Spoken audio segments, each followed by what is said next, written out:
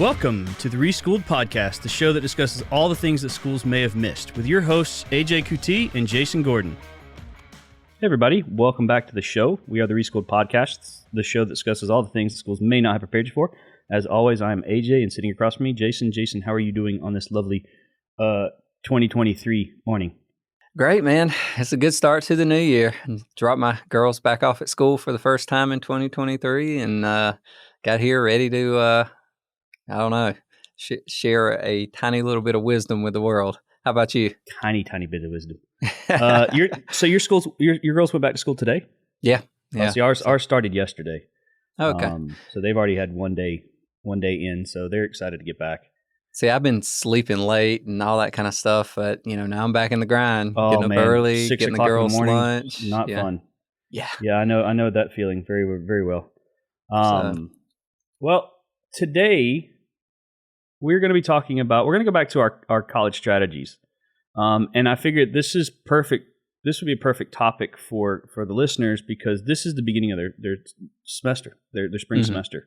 And so we're going to be doing a strategies episode on the start of a new semester. Like, what are some things that they can implement strategy-wise at the beginning of the semester that could possibly help them out throughout the semester up until the end of the semester? So that sound good to you? Oh yeah, I wouldn't even say possibly. Doing some of these things will definitely help you at the beginning of the semester. Beginning of the semester is everything. But before we jump in, remind everybody, visit our website, reschool'd.com. That's reschool with a D, not an ED. Check us out on different social media platforms. And of course, share our stuff from your favorite podcasting app, whatever that may be. But most of all, shoot us some messages. We want to hear from you. As always, we're looking for topics to talk about, things that interest you. And the best ones are the ones that you tell us. So there you go. Absolutely. Well, quick question of the day. What was the start of the semester like for you when you were an undergrad? Well, hard to say. Early on, I was a huge preparer. Wanted to make sure I had all my ducks in a row, and I guess that's what this episode is going to be about. But later on, I kind of, you get into a groove, you start to understand what to expect, you see what professors expect from you, you get an idea of what the curriculum is going to be like, all those things. So some of the preparation, it subsides. You don't have to do as much. But it was always a busy undertaking. I would, I'll do everything from getting my notebooks organized to making certain I'd talk to others about what the professor was like. We didn't have rate my professor and stuff like that back then. So sure. Oh, yeah. It was just a busy time. I don't know. What about you? Were you a preparer for the beginning of the semester? I was definitely not in my undergrad. I mean, I was probably as far away from preparer as you can humanly get when I was an undergrad because I just didn't care. Like during that time of my life, I didn't care. I didn't see any importance in putting any effort into it. And so I just, I was that naive kid at 20, 21, 22. I was that naive kid that looked back and almost prided myself on flying by the seat of my pants, taking it one day at a time, not worrying about trying to prepare for anything. I often missed homework, struggled with studying ahead of time because I didn't pay attention to the syllabus, those kind of things. And so I didn't put really any effort. The most thing I put effort into at the beginning of the semester was all the parties that came at the beginning of the semester. It's something that's always surprised me. I found when I was in school and, ever since I've been teaching, students really do take more pride. They're more vocal about, they're more, I don't know. And I don't even know if you would call it pride, but they do let other people know that, hey, I don't put much effort into this, or I don't try hard, or I don't do these types of things. And they say those things readily. The ones who work really, really hard are the exact opposite. They don't talk about how hard they work. They don't, that's not something they brag about or anything like that. And oftentimes they try to hide it. It's funny you bring that up because I as I grew older, I've done a lot of soul searching and trying to figure stuff out about myself. And I think one of the reasons why, because I did that a lot. You know, growing up, I would brag about not putting a lot of effort into something, and I started to look back, and it was a lot of the fear of failure, to where I was so afraid of failing at something that if I told somebody that I didn't put enough effort, I didn't put a lot of effort into it, then if I did fail, it was like I just didn't try. I could have done it, but I just didn't try. Mm. And it was kind of that preemptive excuse. Like I was almost putting my excuse before the actual failure came, just in case it came, because I didn't have a whole lot of confidence in myself. Or if I did succeed, I could be like, I did it and I wasn't even trying.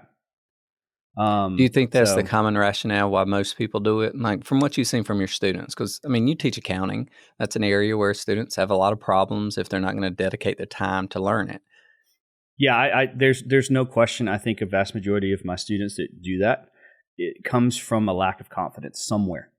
They're not 100% confident in their abilities somewhere, and so therefore they say, I didn't put a lot of effort into it. That way, if I do fail, I have a fallback excuse if necessary.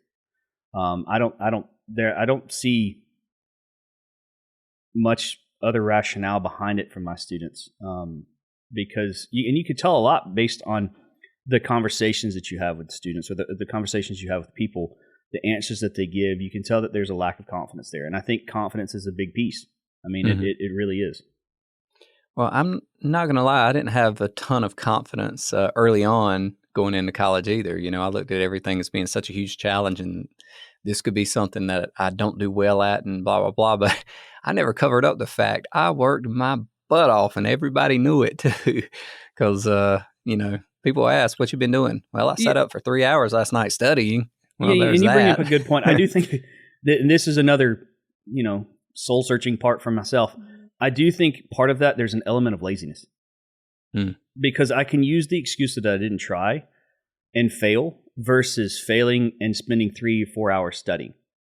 I didn't have that, and I was that lazy person, especially when it came to school. Like I didn't try. I was the one that stayed up the night before to study, and couldn't figure out why I failed the test.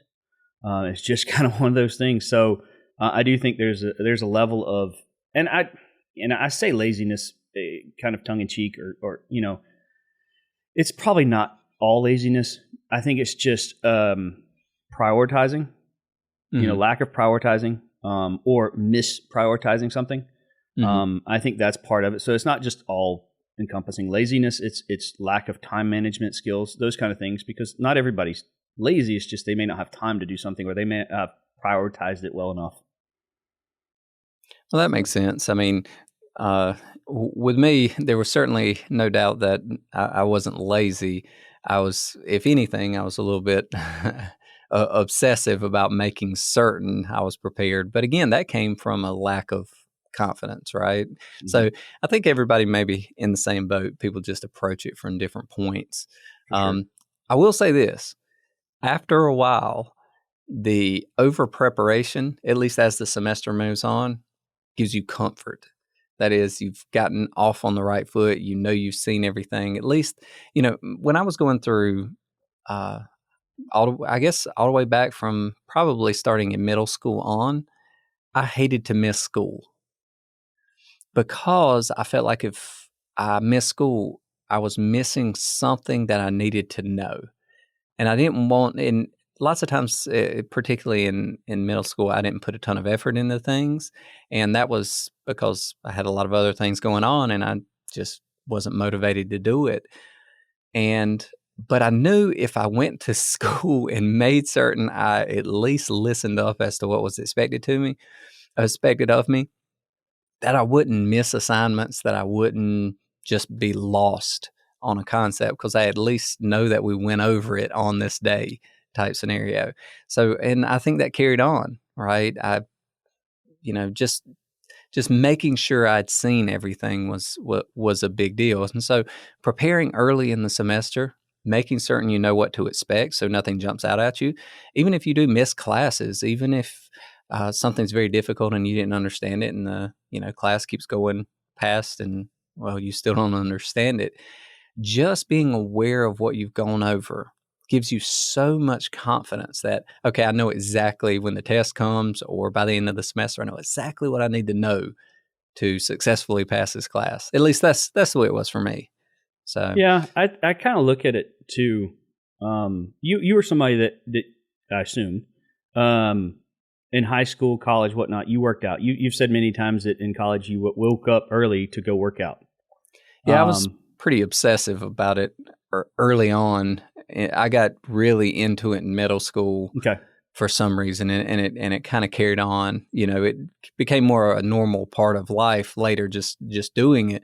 But yeah, I was really obsessive about it when I was younger. So, and that was, I think that's why, that's what came to mind when you were talking is, I think it's very similar to working out, where when you start early, younger, and I'm not saying like, infant, but, in high school, even middle school, but high school, when you start to put in that work early and you start to learn about it and you start to get the structure embedded in your normal day-to-day life, it's easier for you to continue on with that as you get to an adult. Whereas if you've never done it, or it wasn't a big part of your life in middle school or in college, when you get to your 40s, it's going to be hard to start up. Mm-hmm. I think it's the same thing when it comes to the way that you attack semesters in college is if you go ahead and start with the structure in your undergrad level, so going ahead and preparing at the beginning of the semester, doing all these kind of things, studying when you need to study, those kind of things, it's easier for you to keep that structure in your life when you're in your career, when you're in your 40s and stuff, because you're not making a big transition. And so for me, I didn't have that kind of stuff. So right now it's hard. Like I'm struggling mightily with a whole bunch of stuff. Like I don't know how to take notes. Like I have no idea how to take notes because I've never done it. Mm-hmm. I don't know how to study. I've never studied like I guess a normal person would study. These are all things that I struggle with now. And because I've set the goal for myself of all A's, I'm seeing them play a bigger piece in my life right now of not having that. So that's why I think it's important for us to go ahead and talk about this so students can maybe get into that structure early. Go ahead and put it in their life. Yeah. Well, you want to jump into some, I don't know, some advice or some Yeah. tips that we Well, want to give first, to them? I do have a question. So, do you feel like the start of a semester, the way you start your semester, can make or break the semester itself? Oh yeah. No question. I mean, it's like everything else. It's kind of like a race, right? Yeah. There's a starting point and there's an ending point. It happens to be time, number of classes, number of assignments, that type of thing for, a college semester or quarter, whatever you're on. But yeah, I mean, starting out strong means you don't have to catch up at the end.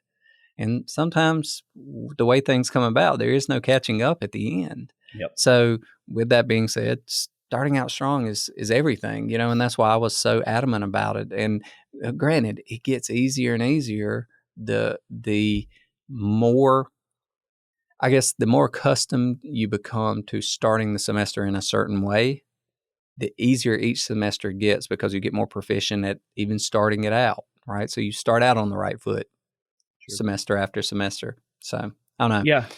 I could easily say the same thing. I mean, it definitely can make or break a semester. I mean, if you do it poorly or if you don't do it at all, it can definitely break a semester. It can make it significantly more difficult. But if you go ahead and plan, it can also make it significantly more easy. I mean, it can make it so much easier as you go through the semester. It makes it. Let me backtrack a little bit. I won't say it makes it easier because that's neither here nor there. I mean, from a class perspective, easy is a relative thing. It could make it smoother, and that's a big thing. So let's talk about some strategy then, because this is a strategies episode. So, what are some strategies that students can kind of do or put in place at the beginning of the semester that will help them throughout the semester? Well, to start with, before the semester starts, you're going to have access to things like, the course curriculum, what book is required. You'll have access to the syllabus. Read the syllabus.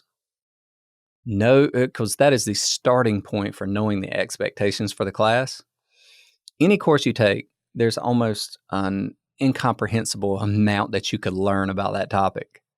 I mean, sometimes any given course is a whole sequence. Like it's part of a major, right? You could go as deep as you want to. The amount you can learn is infinite.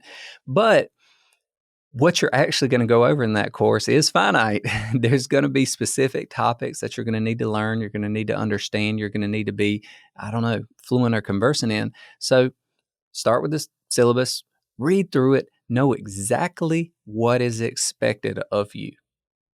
That's your roadmap. That's your guide. That's everything. If you do that, you will be able to plan going forward.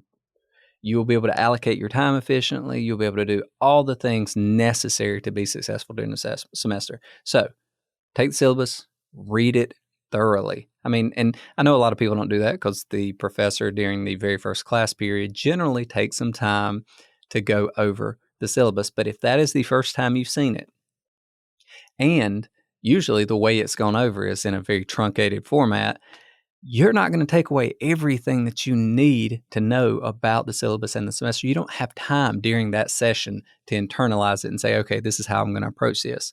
Read it in advance, have a good idea, show up knowing what you're going to talk about, and then clarify anything. Lots of times what you read on the syllabus, the professor will clarify things about it, and it will relieve concerns that otherwise you would plan for, like, oh my gosh, how are we going to go over this topic? That's way too much. And then the professor tells you, well, yeah, we're just going to skim the surface on it. We just need to know these concepts, blah, blah, blah. And that's it, right? And you can ask those questions, but if you haven't read the syllabus ahead of time, you don't know what questions to ask. You're starting out not on the right foot. So there's my first one. Got to read that syllabus, got to be ready to go. My first one is going to piggyback off of that because like I said, I'm coming from a place of I'm currently in school, so I'm having to do this. These are the things that I've learned now, where I'm saying this very, not a direct statement, but I'm more mature now than I was, I guess, just because of life. But I try not to be. But I have learned some things over the time where I wish I would have done it differently when I was an undergrad. And the syllabus to me has become perhaps the most important piece of the semester for me in this program. I never learned how important the syllabus was for a student at the beginning of the semester as I have in this program right now. And it is the basis of everything that I do in the semester. It is the basis of what I do at the start of the semester. I've never been one to read the syllabus until I started going through this program. And I can tell you with 100% of certainty that the syllabus is incredibly important to students at the beginning of the semester. So my strategy is I take that syllabus at the beginning of the semester. So for us, and it varies in schools, but every school, there is a date where your learning management system, so usually it's like a Desire to Learn, Blackboard, those kind of things, whatever your school chooses to use, there is a specific date in which it opens up and students have access. Most of the time, I would venture to say it is the first day of class. Sometimes it's a little before, so you have access to the syllabus. Sometimes you can email the professor and get the syllabus a little early. But whenever you have access to the syllabus, that first day, I always sit down with all the syllabus for my class and I create the checklist. And not just for the week, I go through the entire semester. And I have week 1, week 2, week 3, week 4. Here are the things that's due. Here are the things that I need to be doing these semesters. Here's the things that I need to be reading. Here's the evaluations that I have to be doing. So the assessments, the tests, the quizzes, the homeworks, the stuff. Here are the due dates. You can also prioritize them. You can go through and granted, the first semester I did this because it was a learning experience. It took me about 4 hours. I've got it now down to about 2 hours, but that 2 hours of just head down, no distractions, hard work to get this schedule for an entire semester, so 15, 16 weeks, depending on where you're at, to get a whole schedule of checklist stuff done. Micro, and we've talked about this in the past, I don't do like read the chapters. I put read chapter 1, read chapter 2. I do it at a very micro scale. And that to me has helped me more than anything else that I've done in any semester that I've ever been a student. So undergrad, master's, and now doctorate. That is the number one tip, strategy, whatever you want to call it, I can give anybody, is just take that time. Give yourself 2 to 4 hours of not doing any work. Like, you're not doing schoolwork. So if they tell you, you need to do a discussion board or you need to do this homework before you get to class, but no, take 4 hours, just go ahead and block off 4 hours and go ahead and set up your semester. That will make your semester. It'll make it run smooth. It'll make it, you're not flustered. You're not worried, oh, is this going to come up or is there something? No, this is what it says on the syllabus. Here are everything that I need to get done.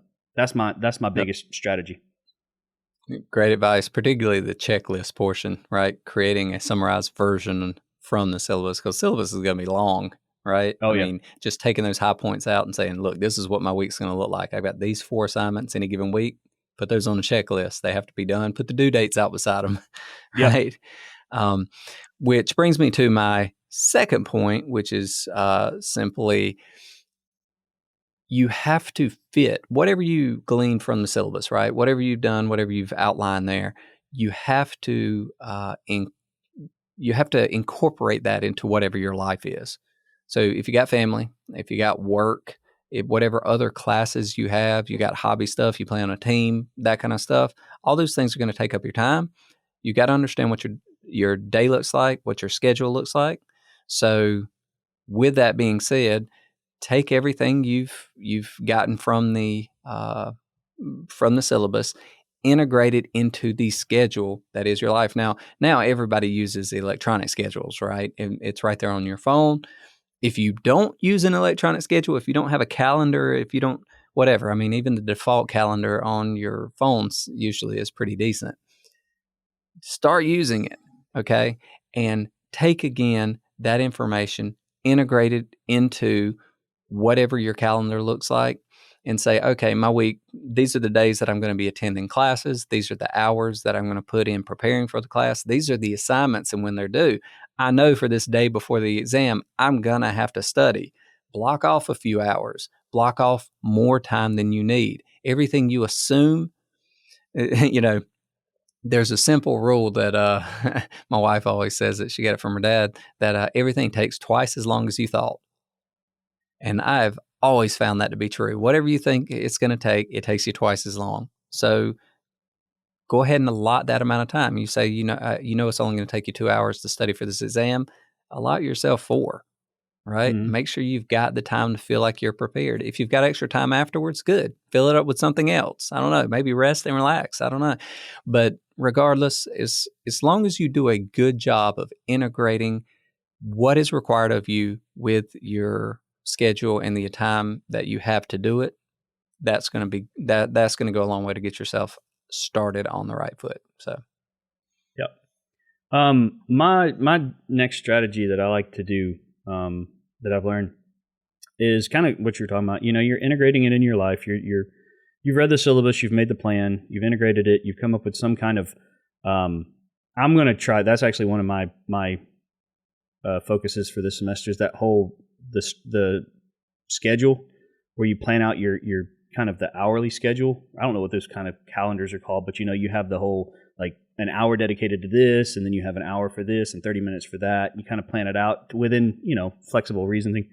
But as you go through that, I think it's really important to, at the beginning of the semester, go ahead and set up goals. Set up goals for yourself, academically, personally, with their career. Have these things that almost these checkpoints as you go through to make sure you're keeping up with the standard that you're setting with yourself. So if grades are really high for, as a standard for you, like if you want all A's, set up checkpoints as you go through the semester. So that way you don't get to the end of the semester and go, holy crap, I'm at a C and I thought I was going to make an A. What am I going to do? Because at the end of the semester, there's not a whole lot of hope. But if you figure this out kind of as you go through, then you have the ability at some point, to some degree, you have the ability to make a change where it's necessary. Don't rely on if you're talking about LMS, so again, learning management system, whatever your school uses, Blackboard, Canvas, Desire to Learn, any of those kind of things, or if your school has their own. A lot of times they have grade books. on the LMS. Do not rely on those grade books. Sometimes the teacher doesn't even have the continual running average. Sometimes they just put the grades up and that's it. I always have a spreadsheet with the grades that we get, the percentages that come from the syllabus. So that way I'm keeping up with it myself. I'm not relying on them. And it helps me with my goal. So if I'm running a little low on a grade on this one class, then I can take some of the focus off of another class and put it towards that one, try to increase it. But getting back to my original strategy, set yourself goals. Set yourself, I'm going to do this. And like I'll use the example. You said if you're going to say 2 hours of studying, then set it for 4 hours. And it doesn't have to be 4 hours in one sitting. Don't do that. You're not going to learn. You're actually going to have an adverse effect. But if you do 4 1-hour days of studying, that's 4 hours. And give yourself, as you go through these and you meet these goals, reward yourself. It doesn't have to be an extravagant reward. It doesn't have to be a monetary reward. It doesn't have to really, it's just whatever would make you smile. Whatever's going to make you happy that you're going to work towards to try to accomplish, give yourself that reward. It may be just going to go get ice cream. It may be going to a concert. It may be, whatever it is. And this is probably the most important one. If you don't hit your goal, don't get it. I have talked to students and they were like, "Well, I told myself if I passed this test, I was gonna go to this concert," and they failed the test. And I was like, "Did you go to the concert?" And like, "Yeah, no. You have to hold yourself accountable. If you do that, you're more likely to succeed going forward. So set the goals, give yourself some rewards, and stick to them. That would be my strategy." Great advice. Probably the last one I've got is meet the other people in your class. The reasons behind that, right? One, study groups. Two, if you miss class, you need information on assignments, things like that, having their contact information. 3, support and camaraderie, right? Just having somebody to talk to about how the class is proceeding and stuff. Like most things, success is the product of diligent effort, right? Putting in diligent effort means you got to stay motivated. Some people are intrinsically motivated. Some people are scared of failing. Some people are, I don't know, right? Whatever the motivation point, a lot of people need that community around them. They need to feel like they're going through it together. I have lots of students, and I talk about this in class. Finding out what motivates you is a big aspect of choosing a career or type of career path. Because again, it's the environment that needs to meet internal needs. And if that happens, you are going to remain engaged, and that level of engagement is the key, right? So in the class, remaining engaged means for a lot of people having that community around them of people that they can talk to. The idea that we're going through all this together is kind of that team-based mentality.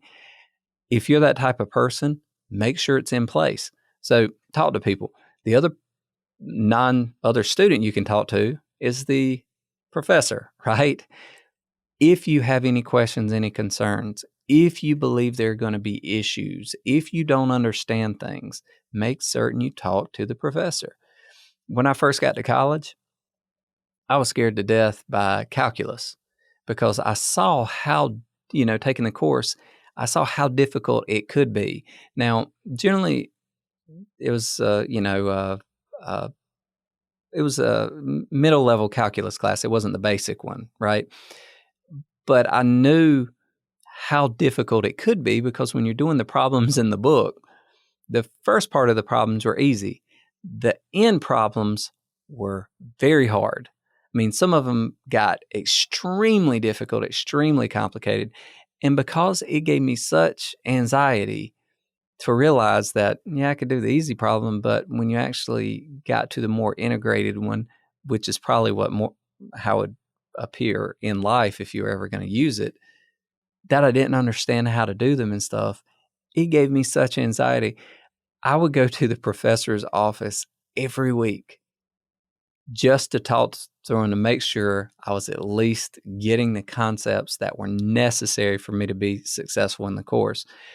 So, and I would ask him like, hey, I don't understand how to do all these problems. Why? Why don't I understand? I mean, they're in this chapter. And he's like, oh, that's kind of a higher degree of incorporation. What you're doing is, and it would basically be scenarios where you had to deduce from, a larger, problem or a more detailed problem. You'd have to get down to where you could actually apply the concepts you were learning that week. And a lot of those were outside of basically what you would learn that in that chapter that week. There was some kind of assumption there in place that you already understood these other concepts. And most of the time I didn't. And so that being said, talking to the professor put my mind at ease. I didn't have to do it throughout the entire semester, just at the very beginning, getting an understanding of what, in this case, it was his expectation was, allowed me to settle down and be successful in the class because, my understandings were set. It kind of goes back similarly to that read the syllabus type thing. Syllabus can't tell you everything, particularly when it comes to the nature of what you're learning and the extent of understanding that is expected for the course. But the professor can certainly tell you that, right? Because they're the ones coming up with the assessment. They're the ones coming up with the grading. They're the ones coming up with whatever reports or essays or whatever you have to do in the class. So there you go. Get to know the other people in the class, talk to the professor, get to know them. That will help you a ton. Okay. So there you go. I think my last one, and I'll make it kind of quick because we have one more question too I wanted to get to. Take a moment, just like what I was talking about with the syllabus, take 4 hours or whatever you need to be able to schedule out for the semester. Before the semester begins, so before you get the syllabus, when you have downtime, take a minute and understand what drives you. That's probably one that we don't think about much because we're just trying to we're trying to check the boxes, trying to get through the semester, check the boxes. But if you learn what motivates you, it'll drive you through the semester and potentially help you out to get through the semester smoother. So for me, I've learned about myself in this. I'm somebody. I like to have fun. We've said this many times, and I like I like games. I like competition. Competition's fun for me. It's something that drives me, and it's just a healthy competition. I'm not talking about it's not a ridiculous competition where it'll make or break my year. It'll just make me dive into depression. It's just a healthy competition where it just propels me a little bit further or makes me try harder. If that's you, then figure out ways to gamify stuff. I'm somebody like, if I have a streak going on, it's like Apple Watches have those things where you have the streaks. So you've done this so many days, you filled your circle so many days in a row. I had one of those going on, and I didn't realize at the beginning I had it going on, but then all of a sudden I was like, oh, this is pretty cool. I got the streak going on, see how far I can take it. And it got to the point where I would get ready for bed, and I'm like one thing short. Like, crap, I got to go walk around the neighborhood real quick. Because it drove me. It motivated me to get the next one. I wanted to get that next one. You can do the same thing with school. You can use that, gamify it in some way, whether it be gamify it internally or possibly gamify it with, you said talk with other students. I mean, you could find that commonality with another students and figure out ways to do it. A lot of people do this when they talk about like losing weight. It's an accountability kind of thing, but it's also this gamify, and it really does help. Like I was shocked to find that side of me. I'm also somebody that likes to help people, and that's something that I told myself I was going to work on and work with. But your point about the camaraderie, the meeting with other students, getting that kind of relationship to where you're going to help each other, I can tell you with 100% certainty that I would not be in where I am in this program that I'm at without the people around me. Like it's just it wouldn't be close if it wasn't for us working with each other, working together, making sure. And again, it's not necessarily working on schoolwork. It is just simply, getting a text from somebody saying, "Hey, I hope your day's going well. I hope things are going well for you," because it just gives you that extra oomph that you may need, that little pep that you need to get through something that's hard. Like you said, going through hard things with somebody else, and getting out on the other side can bring you closer. And what's that old saying? Multiple hands make light work. Many I think hands. many hands make light work.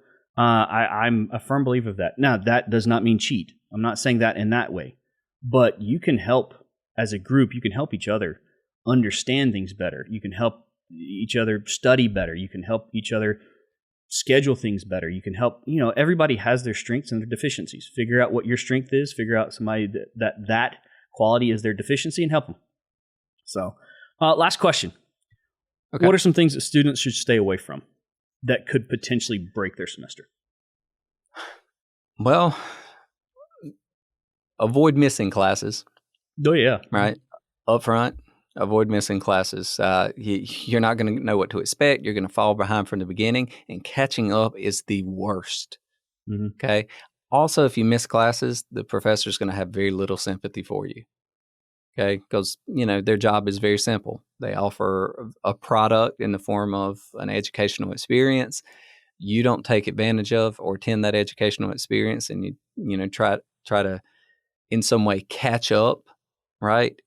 It's in a way disrespectful to the work that they're putting in, and most of the time they're going to feel that way. I felt that way so many times with students who didn't show up and didn't put in the effort, and then wanted to catch up the same way. And I'm less sympathetic to their cause. So, with that being said, number one, avoid missing classes. What about you? I would say avoid complacency. What you did one semester is not going to work always in another semester. Don't think every semester is going to be the same. Take every semester is completely different. Now, there are certain things that you can bring over from the past semesters, but I don't have this template of me just plugging and playing the scheduling for each semester. Like, I go through and I individually create things for the entire semester for each semester. That's why it takes, 3 hours, 2 hours, whatever, at the beginning of each semester, is because they're always different. You're going to have different teachers. You're going to have different requirements. You're going to have different expectations. You're going to have different assessments, different time frames. So don't get complacent. Kind of keep yourself on your toes, and in your head, always try to get better. You don't want to not just the status quo. You don't want to stay there. Do you have any other ones? Yeah, I guess don't overload your wagon. Right. Yeah, that's a good one. It's very easy to do. Once you've figured out what the expectations are, there may be things in life that you have to cut out. And if there are things that you absolutely can't cut out, work, family, other things that you have going on, then that means you're going to have to reduce some things, like potentially class load, right? Extracurricular activities. Now, only so many things fit. But I see it all the time, particularly with, students who, like you say, are a little more complacent at the beginning. They allow things to pile up on them, and then there's no digging out of it. And ultimately, it'll mean you won't be successful, or won't be successful to the extent you want to be in all the things you're doing, right? You hear about people saying that they multitask well. Well, I'm hugely anti-multitasking, because that just means you do a lot of things not that well. Marginally well. Yeah. Marginally, yeah. And so usually it is better to focus on a few things, do them well, and then move on to the next things. Ultimately, you'll get more done that way, right? Because, right, you may finish more projects, but the lower quality will, it's a zero-sum game there, right? So anyway, you'll do more things at a higher level, and you'll get better at doing the things you're doing. So, yeah. I think my last one, it kind of sparked up when you were talking about that. And this is a little bit prior to the new semester, the start of a new semester. So this is when you're going into a new semester, when you're registering for classes. And then also when you get there, because there's that period when the semester starts where you can kind of you can change classes too. But understand why you're choosing the class. If you always go for the easy A, then you're not really challenging yourself. And you need to understand what classes you need to challenge yourself in, and what classes can you kind of rely on the easy A. And even in that situation, if somebody tells you it's an easy A, that's a relative term. It's easy to them. It may not be easy to you. I can tell you 100% for sure. For me, again, the way my personality worked in undergrad, there was a class that everybody said, you need to take this class. It's an easy A. And I took that to the extreme.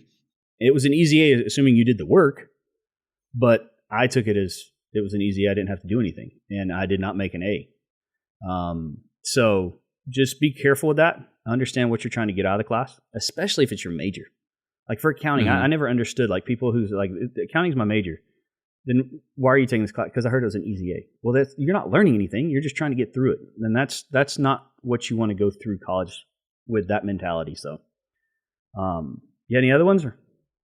No, that's it. I think that's a good set of advice. You follow those things, you will get your semester started well, and hopefully be successful. All right. Success is never guaranteed, but doing certain things will increase the likelihood. Absolutely. Well, you have any parting words before we head out? Yep. Just remind everybody, check us out on the website, hit us up on the social media, and check us and, give us all those likes or stars or whatever on your favorite podcasting app. But most importantly, whichever one you do, whichever way you connect with us, send us those messages. Let us know what you want to hear about. And like I say, we'll address it to the best of our ability. Awesome. Well, we hope you enjoyed the show. We hope to see you next time. Until then, goodbye. Take care. Thanks for listening to the Reschool'd podcast. Be sure to head over to reschool'd.com for news and other information on things we're getting into.